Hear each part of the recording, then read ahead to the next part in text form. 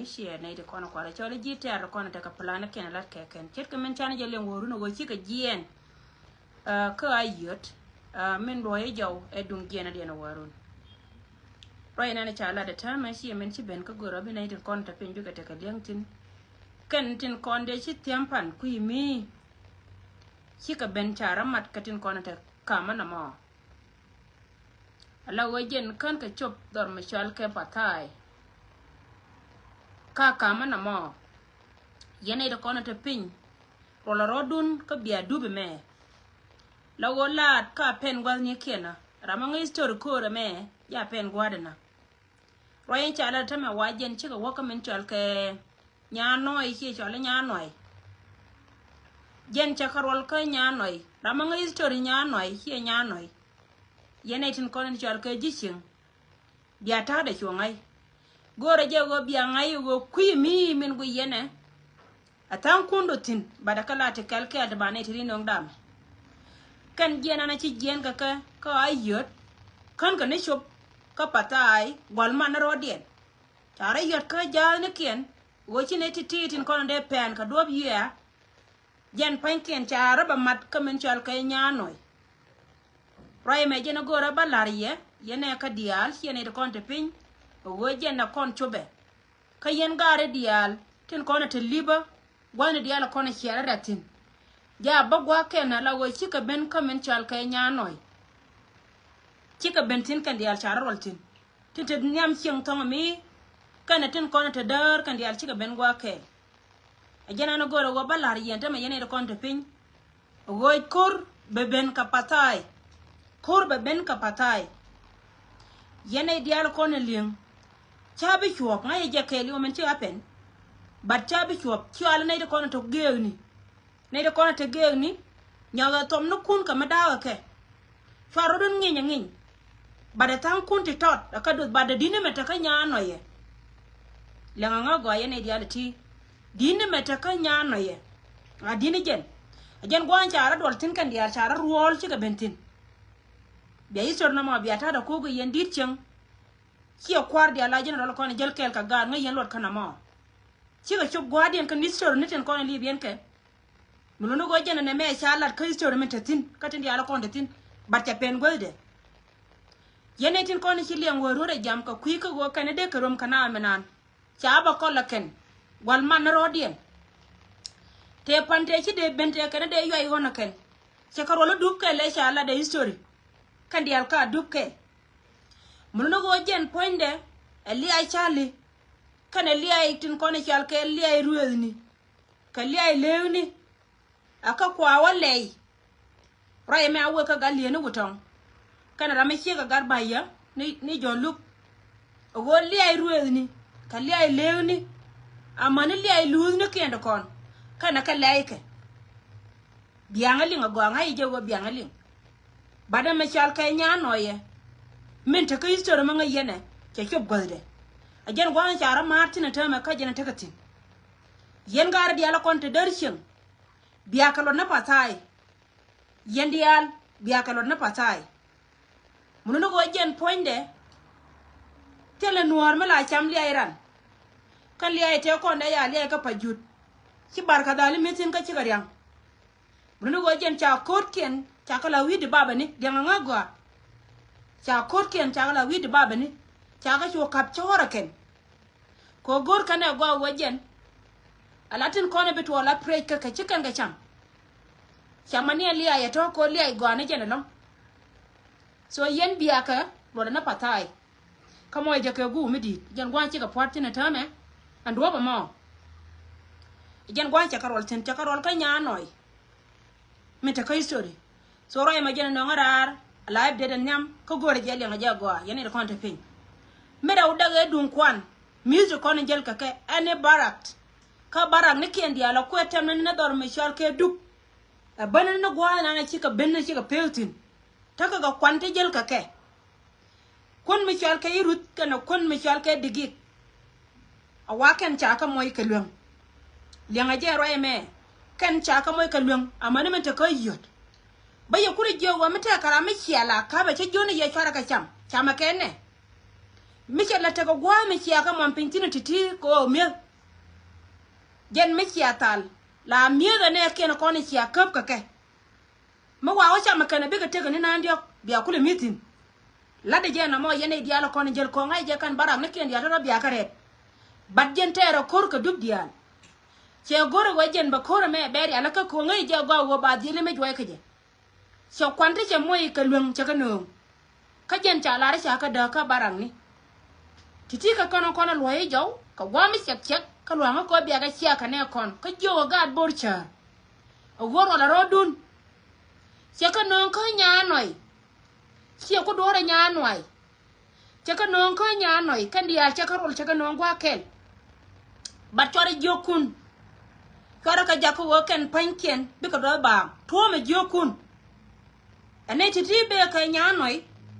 ka ne titi do jaw chet ka men hiala so update titi ka kana kono no ngarar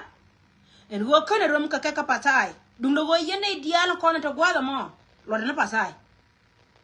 lo da patai jen gwada na cha lara ken wo jen bi ka wo tol ka je bi ka wona ka wat men non gen ka dunga rama kuei ne dial kono kiti en wo ngume la result ka korin worun result korin worun ba norar ene kono la spok person dan kareo rama te ping metaka online kara rama te gwate tino ba no rara ken ba ya balatin kono ni chiro dien lat ala guyo to kono cha kap gogalo guyo ti cha kap kan dia baba lar ye wojen e gogalo chi e gogan jinya abulia ki agan ko kan ti dia la kon ga jang no wojen point wur mi chal ke jang ka kan yin ga de chamen toro metere dan ke gog me ya wi twen na baba lar kona ken telanga joma bulung na jakela baba lar kona ken liam na ke lianga je mo da mo nyogo jen te ka gaini a cho ken yen no wan ga nya jen koni la polke la kan mo chow nyede ja gwade da na chiga de wo pudon ba kamenan de kulo no chow nyed ken cha ga chorom cha nga ye wote ka gaindi cha cho ken yen la ke lar ka jem buliang ni te ka bulia ken mi che toye la go jen poinde kana kula na pat ta to ba ka no rare kume amanti dia la ko ne charo dia la barar ko go jen cha ka rol ka nya noi ba lo da ba nga ye ditin ko ne chal ke ditchim ka ba lo da ba nga ye kan general dia ko ngen tame gor ka je bi ka ben ka gu mi dit ba ka sarat ba ka la da ken gwa ta ka tuna nga ye je mani jen ji pen ba nga ye jo nga yene rewtiti bum ka tet ka jeno gora ajen ka den ja menta kontin ajen ka den ja ka yan gadial ka jen ka ja ka kondial kon je pala ka jen ka ja ka kon etinan sidi kana kono no ngarar ka jen jawon cha kamane kon go ba belong ye mo daga mata ye jena tet ka men chala ye no do tibi la da kel ka kume mite ka ma wa wangon ke mi chika jakanan long ko gwe ka jela woril ke ba kam nga ba balariye mi chianga ne tara liye bana menana berar ka ne kon enne ma chitwo pin mi dag internet yen ba kam kon so lara je ye roi mi chika wono ka ne chitwo ta to korbe ben ka pasai wandi ni jena long a pasai patai jen gwambe korbe tin yan ga lo ka dial ka nyirol yen ga lo ka dial ka ko ba west yen ga lo ka dial ka uror tunga dini jana waka ngada ka chekan mat ka nya noi wa chi history ben ka gwade bori char nya noi history che ben ka gwade bunu go te dial te ko na ya lat ka history chi ka pen gol die chala ram kel manana cha welik ne re loide jero ina na ba pesina na ma ko mala ko te kel ka ye na ngaje ka rokel ka ku asia ka ne kon en go jena information akama kon me dong de na dum pan raising yen wore dial mala chole ye ka pan raising o min let kon na kon ne de kon ta nana ajana joina te tin wande let kon ke chung kon chwa